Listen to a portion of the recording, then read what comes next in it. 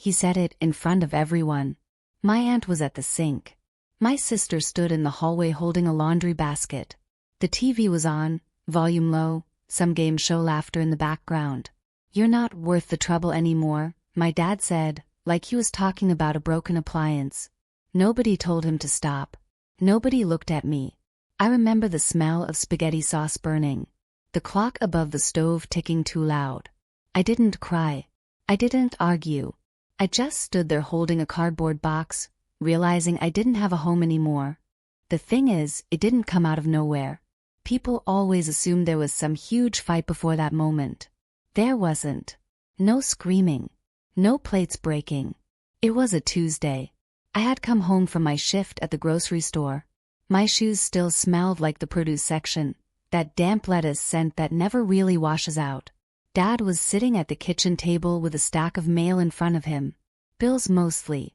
He had that tight look around his mouth. The one that meant someone was about to be blamed. My sister had just gotten accepted into a private nursing program. Everyone was celebrating. There was cake on the counter. White frosting with pink roses that looked plastic. I hadn't even had a slice yet. He didn't look at me when he started talking.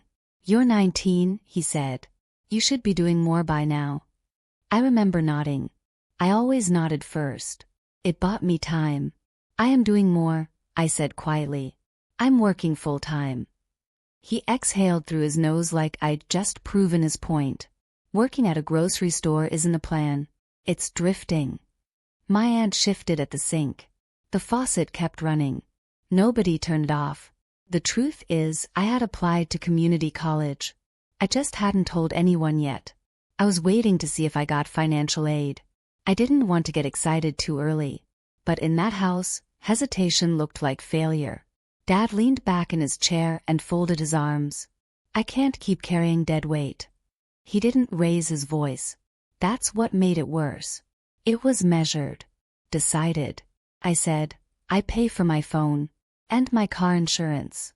He shrugged. "Barely." My sister walked past me then, brushing my shoulder like it was accidental. It wasn't. She had that soft smile she used when she was winning. The thing is, she had always been the safe bet. Honor roll. Student council. The one teachers described as bright. I was the quiet one. The one who needed direction. That word followed me everywhere. Direction. Dad said he was giving me a chance to figure it out. That's how he framed it. Like eviction was a favor. "You've got the car," he said. "That's more than I had at your age." Which was technically true. He liked technical truths. They sounded solid. I asked, "When?" He finally looked at me. "Soon." "How soon?" He didn't hesitate. "This week." I stood there trying to calculate what that meant. My next paycheck wasn't for 9 days. I had maybe $200 in my checking account. I remember thinking about the cracked passenger window that didn't roll up all the way. My aunt dried her hands on a dish towel and said, softly, "Maybe give her a little more time." He didn't answer her. He just stared at me. The conversation ended like that. No hug. No advice. Just a deadline hanging in the air like humidity before a storm. That night, I packed slowly. Not because I had much. Just because every drawer felt like it belonged to someone else already. My sister asked, "Can I have your desk?" I said, "Sure." She didn't even wait until I was done clearing it. I remember thinking, this isn't temporary. This isn't a lesson. This is removal. And the strangest part of me felt relieved. Like at least now it was official. Looking back, that night wasn't the beginning. It was just the first time it was said out loud. I had always been the flexible one. The one who adjusted. When I was 16, my sister needed a quiet place to study for finals. Dad moved me to the couch for 3 weeks. "It's temporary," he said. I remember waking up at 5 a.m. because the living room got cold when the heat kicked off. Nobody asked if I was sleeping okay. When I turned 17, I got my first car. Not because they bought it for me. I saved for it. Babysitting, summer jobs, weekends at a bakery. The day I brought it home, Dad inspected it like I'd brought home a stray dog. Don't expect help when it breaks down, he said. I didn't.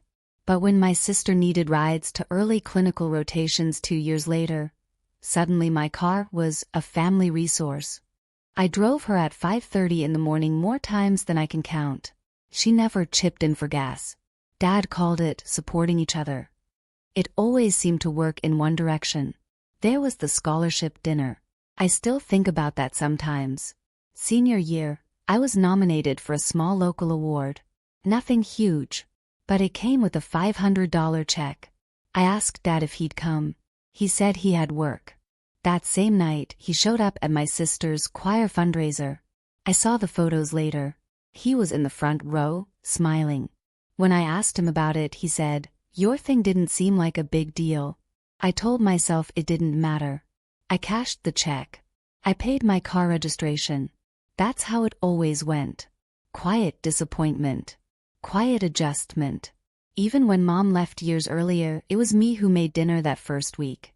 Me who folded laundry without being asked. Dad never said thank you. He just said, "Good." That's helpful. Helpful.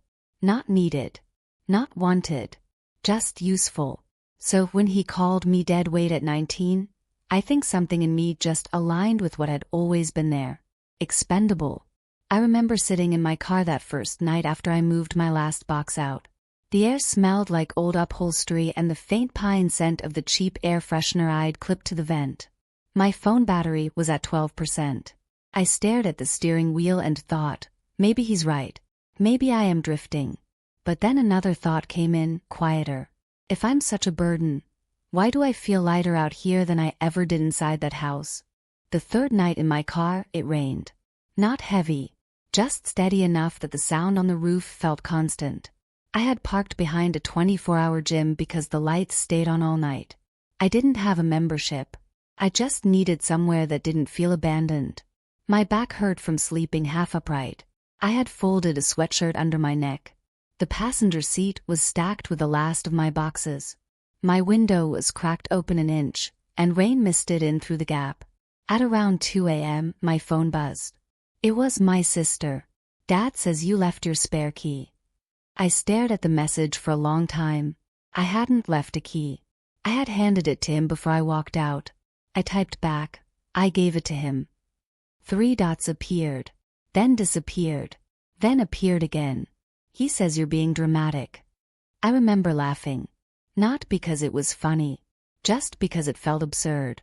I was 19, sleeping in a car, and I was dramatic. A few minutes later, my phone rang. "Dad." I almost didn't answer. I did anyway. His voice sounded tired, annoyed more than anything. "You could have handled this better," he said. "I left," I replied. My voice surprised me. It was steady. "You made it messy." I looked around at the fogging windows, the condensation dripping down the inside of the glass. "I didn't make it messy," I said. "You told me to go." There was a long pause. I could hear his truck engine idling in the background. He must have stepped outside to call. "You're twisting things," he said finally. "I said you needed to grow up. And where was I supposed to do that?" I asked. Silence. Then, "That's not my problem anymore." Something in me shifted right then. Not loudly. Not dramatically. Just settled. I stopped waiting for him to take it back. I stopped hoping he'd say, "Come home." Instead, I turned the phone off to save battery. I watched the rain hit the windshield, and I understood, for the first time, that I wasn't asking for belonging anymore. I was building distance. I didn't go back. On the 4th morning, I showered at a friend's apartment. I told her I was between places. She didn't ask many questions. I was grateful for that. I found a room to rent 2 weeks later from a woman named Carol who kept porcelain angels on every shelf.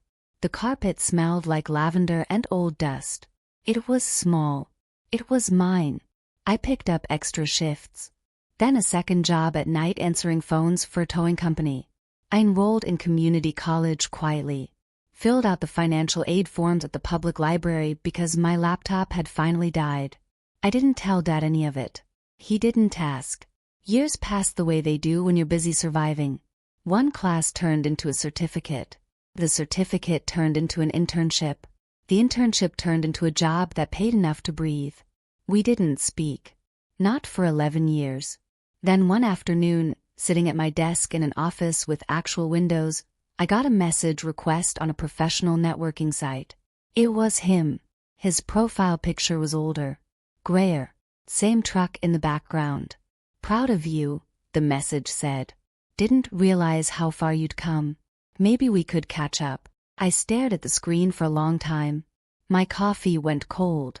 I could see my reflection faintly in the monitor. Proud of you. The words felt borrowed. Like he'd heard someone else say them and decided they fit. I didn't respond right away. I waited 3 days. Not to punish him. Just to make sure I wasn't reacting from the 19-year-old in the car. When I finally typed back, it was simple. I hope you're well. I figured it out. That was it. No anger. No invitation. A mutual family friend told me later he read it sitting in his truck outside a hardware store. Said he stayed there for almost an hour afterward. Didn't start the engine. I don't know what he was thinking. I just know I slept fine that night. The window in my apartment was cracked open an inch.